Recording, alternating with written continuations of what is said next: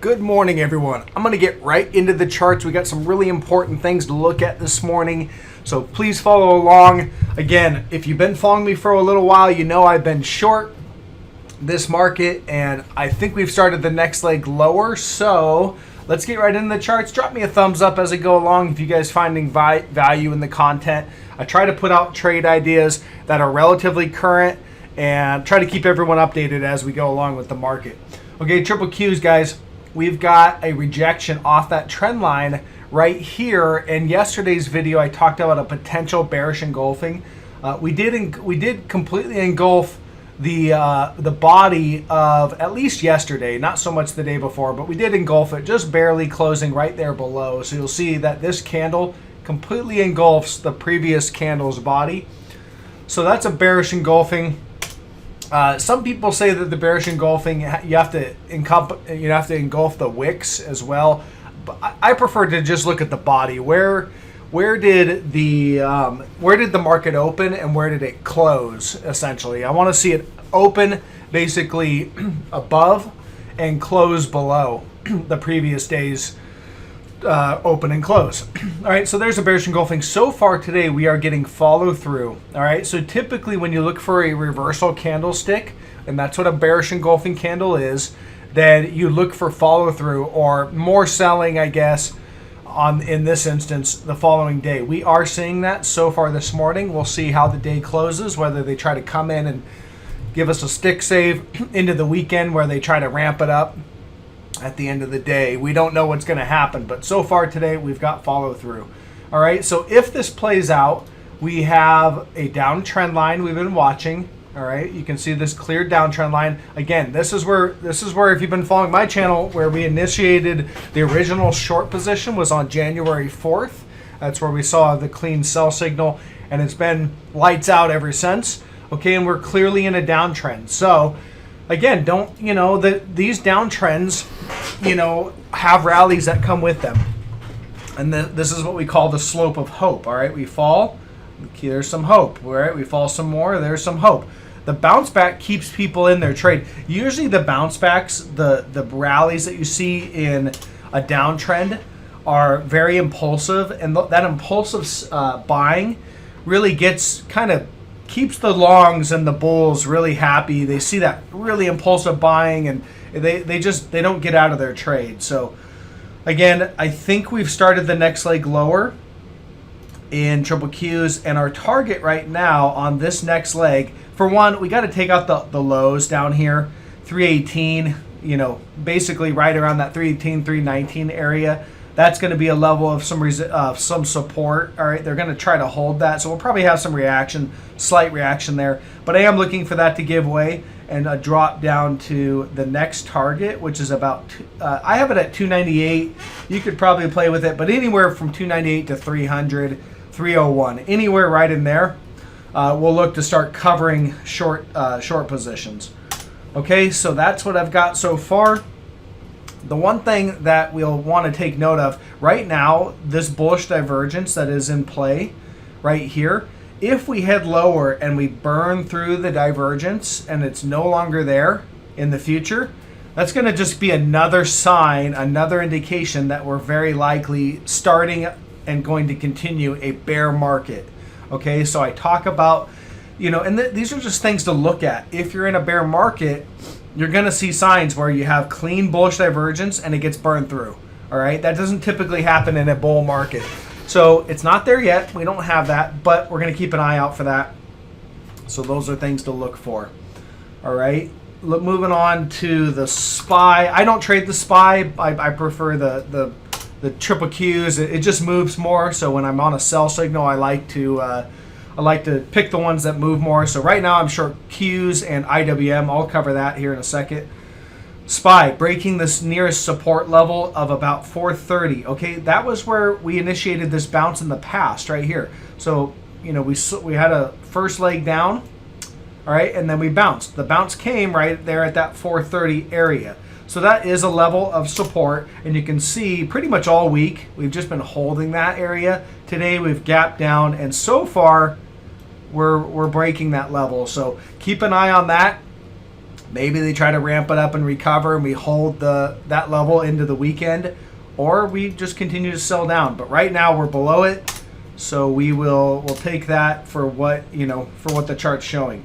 Okay, the next target on this one is about 400. Okay, and then we have those lows, those recent lows at about 409. Probably a little reaction there, but I suspect if we get down there, that'll give way and we'll head down to 400. All right, IWM. This is one of the more clean looking charts, so I definitely like shorting this one right now. I am short IWM. Okay, so IWM, big, long, sideways trading range for over a year. We were watching that. Just, I wasn't really involved with IWM then, but we broke to the downside. We also had a false breakout right here above that range. That false breakout came with negative divergence on the momentum indicators, so that told us that we were likely going to break down. So then we broke trend. One backtest rally right there. So we backtested our breakdown point of about 209, we'll call it roughly. And then recently they made it look like it was going to do another backtest, but I kept saying I don't think that it's going to do it. I think we already had the backtest right here, and I don't think they're going to give, the bulls an opportunity to get back to that breakdown level. So far, it's nothing much. I mean, we've seen this in the past, and we're still kind of in this little bit of this range right here, but we are breaking down today. So we'll see see how this plays out. I think that we're likely starting the next leg lower, and if you look at this objectively, this is a bear flag. So you've got a flagpole kind of flagged out, and then you just take that flagpole and measure it down. You just want to measure that down to that point, and it really puts us at the next target of about 170. Okay, so that's our next target down here. Again, they'll probably try to, we'll probably have like a one-day bounce if we get down to this 190. We'll probably have like a little one-day bounce and then probably give way. Or it could come in the form of a gap down. All right, so that's what I'm looking for. More selling today, probably heading down to the bottom of this range. Close out the weekend down at the bottom of the range. Maybe next week see a slight bounce early in the week. Pretty moderate, and I'm not looking to cover any shorts or anything, and then we'll probably head lower and resolve down to our final target. Again, one of the main reasons I'm looking for more downside, going back to the bigger pattern, if you look, and it really shows on the weekly chart for this IWM, this big sideways trading range that we had came with huge negative divergence. All right, so that momentum was dropping off and sorry, I don't know why this chart got all, let me reset that.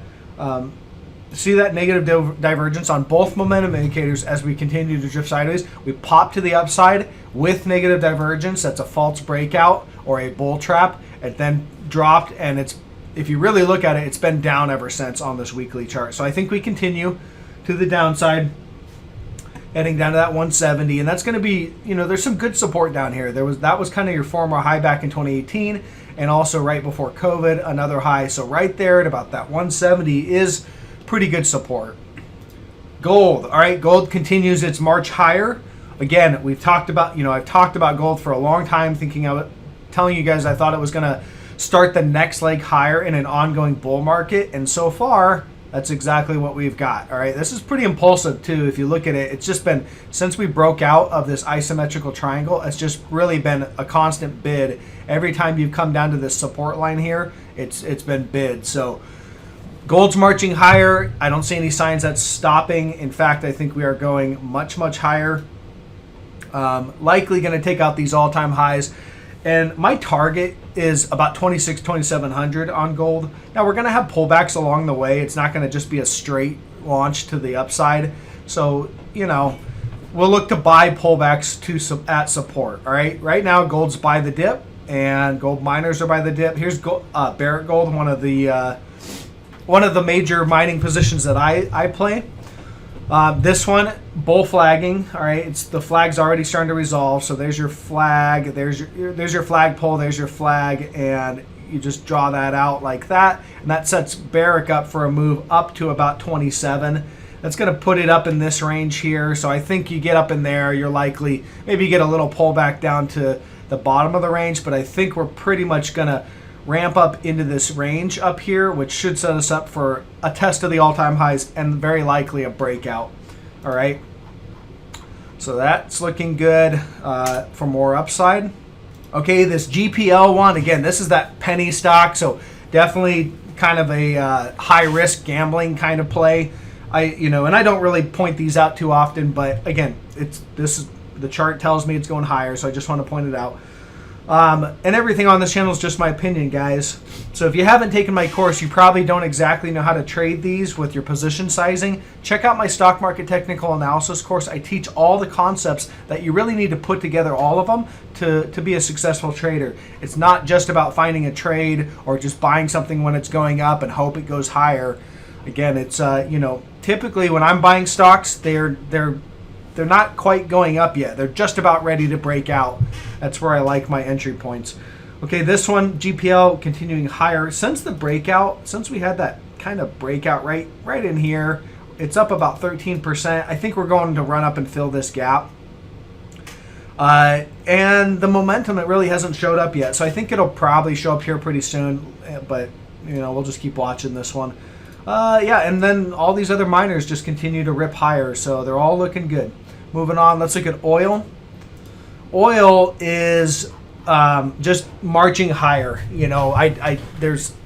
We burned through the negative divergence on oil, so it had some negative divergence. In the past, it kind of it looked like this. If we can grab my line, it's kind of hiding there in the corner. It looked like that basically, where you had downward momentum while price was moving higher, but we just burned through it. All right, so oil's bullish. I don't see any reason to stand in its way. I'm not chasing it. I'm not. If you don't own any oil stocks or anything, I wouldn't be chasing it. But it's definitely not a short. All right, so we'll just continue to let this thing do its thing. It's just, it's just going parabolic. Okay, let's look at some of these individual short trades. Qualcomm. I haven't covered some of these in a long time. Qualcomm, nothing changed. I'm just short this thing. Again, it's not taking. This trade hasn't taken shape quite yet. I mean, it's not going against us. In fact, it is profitable. We're just kind of drifting sideways right now. So we're just waiting for resolution. Most likely, we're heading down to this level, 153.65. We might get there today or early next week. The 200-day moving average is down there, so you're probably going to get somewhat of a reaction down in that area. But again, I'm looking for that 200 to break and for us to head down to gap fill of about 138.84 for our next target. So I still like the trade. We have big negative divergence on the momentum. So all this sideways price action had negative bearish divergence, telling me that we're likely going to start a downtrend. I think we've started it, but we need to see some more price action to prove that out. All right, still short that one. GameStop, GME, okay, so we shorted this thing on the break of support, which was about 131.43. I stepped in a little early on this one. I believe I stepped in, I don't know, right in this area in January. But nothing's changed, still short, okay, so what do we have? We've got big sideways trading range, big negative divergence that's just been building. That's pretty much to be expected on this kind of a stock. The momentum on this thing's done, all right? This was a meme stock momentum play where the whole world was getting involved and hedge funds. That's all over. So it's not as scary as you would think to short this thing, because I just don't think with stocks selling off like they are, it's like the people that would be trading this are taking damage in other areas. So that creates fear, all right? When there's no fear, people will take extreme risk, and that's exactly what this was, where they're buying out of the money call options, but they're taking damage in other areas on their Tesla or on their everybody owns those large cap tech stocks. I don't, but a lot of people do. So they're taking damage over there, and they're seeing losses mount on other trades, which you're not going to go crazy on a out of the money call option if your portfolio is taking hits everywhere else. So again, resistance, which was the former support, 131.45, we just had a rally and a back test, to that, and now I think we're going to start to roll over. All right, so target on this one, This could go a lot lower, but for right now, I'm looking at about 45 area. All right, I've got that circled. I like it, still short. All right, PANW. I just pointed this one out this week, and it is very profitable so far. Again, what I was looking for on this one, we had this ramp up here that was, I don't know, earnings based, basically earnings based, and maybe cybersecurity based. We have an uptrend line, longer term uptrend line, so that's still intact. But this ramp here occurred with negative divergence, all right? So if you see here, you've got big negative divergence that's been building. And so they ramped that thing, and it still kept its negative divergence. Okay, so if you look at the hourly chart, you can see that we basically were building negative divergence right through here. So these were little divergent highs. I was looking for this uptrend to break, all right? So I got short on the break of this uptrend, and ever since then, we are downtrending, all right? And now it's becoming a little more obvious. You see the candles are getting bigger, the down candles. So people are taking notice that this downtrend has started. They're starting to sell out. So what I'm looking for on this trade is a move down to the major trend line, the bull trend line down here. We'll cover the short trade down here. And then at that point, I will wait for this trend to break for the next sell signal. So the way I see it is we're going to trade down, probably get a bounce, chop around, then you're going to break down in the future, and we'll reinitiate a short on that next sell signal. But for now, I'm just looking for a move down to the trend line. And from entry, you know, maybe a 15-16% gain. So far, this thing's profitable, you know, roughly 5-6%. Okay, moving on. Okay, Tesla, short Tesla. Now, Tesla's been relatively strong, I feel like, compared to a lot of its peers, its momentum peers. A lot of these momentum stocks have already fallen 50, 60, 80%, you know, just massive losses. And Tesla's kind of a holdout. So I'm looking for this one to give away. It is clearly downtrending. You can see we're just making lower lows and lower highs. And we are just trying to hold that 200-day. I suspect it gives way today, but we'll see. And, you know, if the 200-day gives way, you can look at it like this was a counter trend rally. They pop it above the 200-day, make it look like it's going to hold, and then it gives way. All right, a weekly close below the 200-day should be pretty bearish for Tesla. It should head lower. Tesla